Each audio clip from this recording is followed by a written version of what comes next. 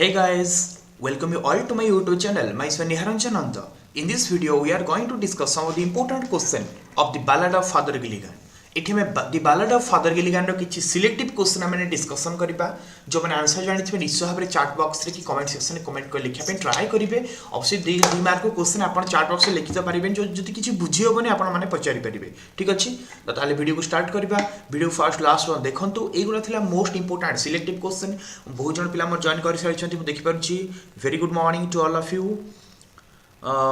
Kaushalya Behera Ruchi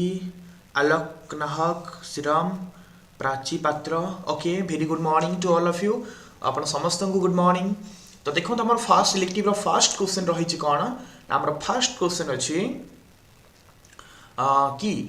why did Peter Gilligan seek forgiveness from God why did Peter Gilligan seek forgiveness from God okay एटाला first question कि Peter Gilligan काहे कि भगवान को ठारू क्षमा मागिथिले ओके काहे कि मागिथिले ना आपण माने answer लिखिबे Peter Gilligan sought forgiveness from God for stating that he enjoyed no rest, nor joy, nor peace for attending the sick who die and die. कि पीटर गिलिगन भगवान को ठारू माफी मागी थिले एटी सिक रो पास्ट फॉर्म होची सॉट ओके माने कोन इच्छा करिथिले कोन जे क्षमा इच्छा करिथिले एक्चुअली सिक रो अर्थ खोजिबा ओके बट एठला कोन सॉट सिक रो पास्ट फॉर्म सॉट ओके से कोन इच्छा करिथिले ना फॉरगिवनेस इच्छा करथिले क्षमा इच्छा करथिले भगवान ठारू कोथि पई for stating that he enjoyed no rest nor joy nor peace एक कथा कहिथरो जे तांकर कोनोसी कोन नथिला रेस्ट नथिला विश्राम नथिला आनंद नथिला शांति मध्य नथिला for attending the sick who die and die जे कि सिक माने को अटेंड करथिले जो सिक माने रोगिना लोक माने केवल मरुथिले आज a priest it was his primary duty to attend them all जने प्रीस्ट भाबरे जने पूजक भाव में ये प्राइमरी ड्यूटी थिला कि से समस्त अटेंड करेंगे सब लोक अटेंड करेंगे ओके एबे देखिए सेकेंड इंपोर्टेंट क्वेश्चन ये जो क्वेश्चन आंसर मुझे आपको देती आप भावतुनि सा खाली आंसर देदेले ये आंसर आम अलग आंसर अपेक्षा ये आंसर जो डिफरेंट जो पिला ये सब आंसर को प्रिपेरेसन कर टाइप क्वेश्चन आसिले ये सेम आंसर को से टिकी मॉडिफाई करके आंसर लिखिपर सो आप फर्स्ट क्लास देखो या ओके सेकेंड क्वेश्चन अच्छी माभरण माभरण What does this expression mean? ये जो माभरण वाला एक्सप्रेशन अच्छी ये एक्सप्रेशन अर्थ कौन आप जानते माभरण पीटर गिलिगन कौन कहले mavrone the man had died okay से कहले ना mavrone the man had died तो यार अर्थटा कौन कि आप लिखिबे कि mavrone this is a cry of grief in Irish language mavrone एटा होची इरिश लैंग्वेज रो गोटे शब्द ओके आमे कहती क्राई ऑफ ग्रीफ दुखद क्रंदन दुखरे बेलाप करिबा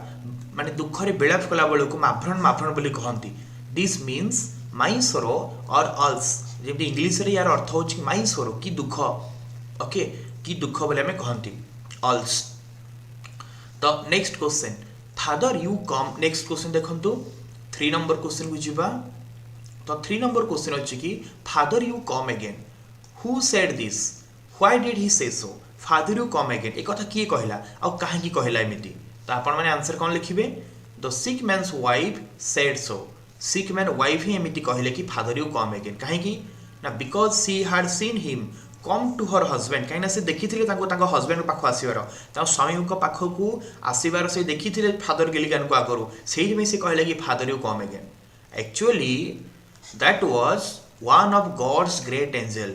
who came to her house actually सेटा भगवान को जने महान देवदूत थिले जे कि तांको घर को आसथिले in the Peter Gilligan's guise Peter Gilligan को गुइस माने छद्मवेश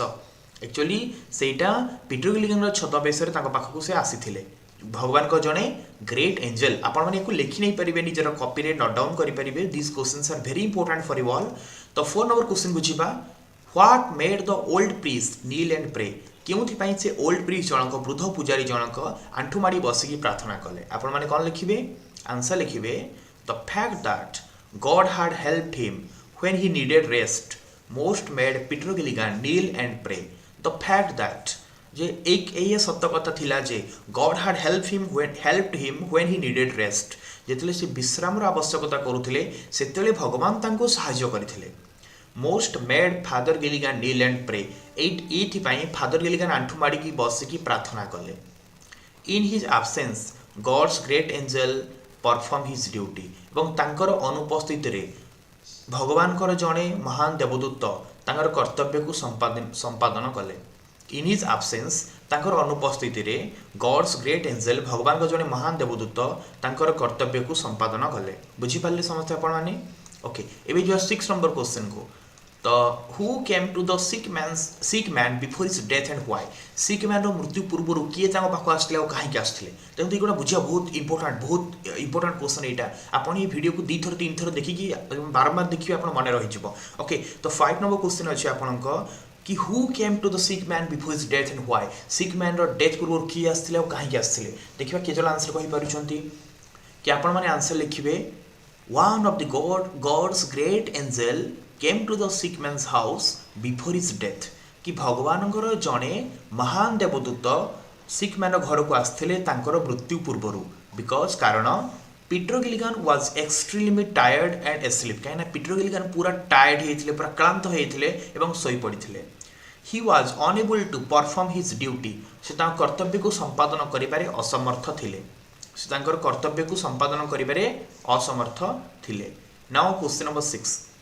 why was Peter Gilligan weary कहीं पीटर गिलिगन वेरी थे weary means tired why was Peter Gilligan tired Peter Gilligan कहीं टायर्ड थे आपण माने answer लिखिबे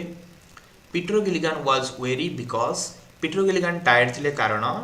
almost half of the people of his parish locality कहीं church पाख अंचल प्रायतः अधा लोक आर इन देयर बेड से बेड रे थिले और इन द ग्रेव किमा से समाधि रे थिले एंड ही हाड टू अटेंड देम ऑल एवं तांकु समस्तंकर अटेंड करिवार थिला एवं तांकु सब लोकंकर अटेंड करिवार थिला जो माने कि रोगग्रस्त थिले कि जो माने बिछणा रे पड़िथिले रोगी शज्या रे पड़िथिले आज a priest it was his duty to attend them all जने प्रीस्ट भाव रे ये तांकर कर्तव्य थिला कि समस्तंकर अटेंड करिवे समस्तंको अटेंड करिवे ओके एबे जिबा 7 नंबर क्वेश्चन को आपण माने देखंतु 7 नंबर क्वेश्चन अछि What change did occur when he fell asleep on a chair? जेतले से गोटे चेयर सोई पड़िथिले सेतले कोन चेंजेस आसिला कोन परिवर्तन आसिला आपण माने आंसर लिखिबे when he fell asleep on a chair जेतले से गोटे चेयर सोई पड़िथिले कोन चेंजेस आसिला सेतले पिला माने ना the moth hour went from the fields and the stars began to peep in the sky सेतले moth hour हमें कहंती कोटा दीटा moth hour थाए गोटे होची डस्ट टाइम आउटला डन टाइम कोटा आम डस्ट टाइम कहते गधूली समय डन टाइम कोटा सकाळ पूर्वर जो समयटा माने पाहांत समय आम ओडिया रे कहते पाहांत समय मोथ आवर से the moth hour went from the fields okay सेते मोथ आवर चली जाइथिला माने मोथ आवर पास होइथिला एठी मोथ आवर माने डस्क आवर को बुझौची गधूली समय माने the time after sunset and before evening sunset पर समयटा इवनिंग रो पूर्व समय को आम कहबा डस्क टाइम तो डस्क टाइम को बा गधूली समय को मोथ आवर बोली कोन पे कहैछि मोथ माने माछी बा पोक कीट पतंग उड़ीबार समयटा आपण देखिबे सेही समय जे आपण बाहर को जाउथबे पोक माने आसी आखिरे सब बाडे होंती यस और नो तो सेटा होछि मोथ आवर तो जेते बेले से सोई पड़िथिले चेयर रे सेते बेले the moth hour went from the fields and stars began to peep in the sky सेतेले कोन हला ना मोथ आवर चली जाइथिला एवं तारका माने आकाश रे गोटे परे गोटे कोन करथिले उंकी मारुथिले तारका माने गोटे परे गोटे आकाश रे उंकी मारुथिले 8 नंबर क्वेश्चन को जिबा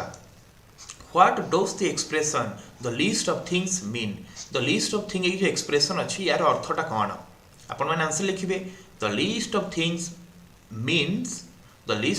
means a thing of little importance the list of things यार अर्थ होछि थिंग्स ऑफ लिटिल इंपोर्टेंस बहुत अल्प गुरुत्व थिबा जिनिस जो जिनिसर इंपोर्टेंस नाही बहुत कम इंपोर्टेंस थिबा जिनिस ओके और माने महत्व कम महत्व थिबा जिनिस को हम बुझौछि एटा here Peter Gilligan refers to himself as a very small thing in this vast universe एठी पीटर गिलिगन निजको ए भास्ट यूनिवर्स रे ए विशाल विश्व रे निजको गोटे छोट जिनिस भाव रे एठी परिव्यक्त करिसंती ओके तो ये भाव में ओनली मु 8टा क्वेश्चन एठी देइथिली बट यार आंसर को आपण प्रिपेयर करिवे जदि कहिबे मु आउ गोटे पार्ट 2 आनी के आउ जे क्वेश्चन देबी I think this questions are enough selection जेहेतु मु तो कहिबे आपण माने सब पढ़ी के जानतु तो ए सिलेक्शन मु दबार एया होची कि जो पिला माने किछि आगुर पढ़ी नथिबे सिलेक्शनटा सेही मानक पई आ जो माने भलो पढुचंती आपण सब क्वेश्चन पढ़ी के जानतु मु कहिबी डोंट टेक रिस्क मु चैप्टर वाइज 82 मार्क क्वेश्चंस आपण को प्रोवाइड करूची तो वीडियो को लाइक करंतु आपण फ्रेंड सहित शेयर करंतु आ जो मु सिलेक्शन देइची इंग्लिश रो तारो राइटिंग सब आपण प्रैक्टिस करे नियंतु ओके आ जार किछि भी क्वेरी रही निश्चय मते कमेंट सेक्शन में जणेबे आउ या पे मु स्पेशल प्लेलिस्ट कर दउची प्लेलिस्ट ए पजम ऐड करेनी गोटे ठी कलेक्शन करी गोटे प्लेलिस्ट आम चैनल रे हो 2 मार्क क्वेश्चन सिलेक्शन वाला गोटे प्लेलिस्ट हम आ गोटे प्लेलिस्ट मु तैयारी करे पे ट्राई करी ओके जोटा कि आप एग्जाम पे हेल्पफुल हम ओके समस्त चैनल सब्सक्राइब करंतु बेल आइकन प्रेस करके ऑल सेट करंतु जयद्वारा मुझे जितले किछि नुआ वीडियो अपलोड करबी तो नोटिफिकेशन सीधा ही आपण मान पाखरे पहुंची जिवो पुनी देखा हबो नेक्स्ट लाइव सेशन रे okay thank you all thank you very much God bless you all have a nice day